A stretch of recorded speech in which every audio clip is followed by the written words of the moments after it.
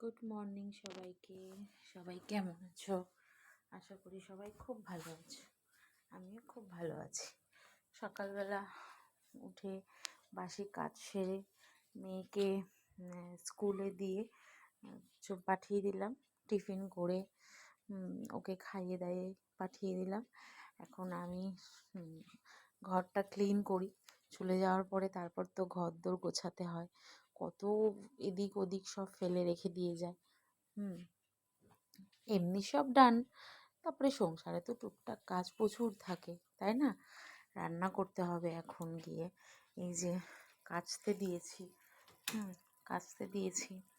এগুলোকে ছাদে দিয়ে আসতে হবে, শুকাতে হবে। তোমরা সবাই কে কী করছো জানিও। ঠিক আছে, টাটা। আবার দেখা হবে পরের ভিডিওতে।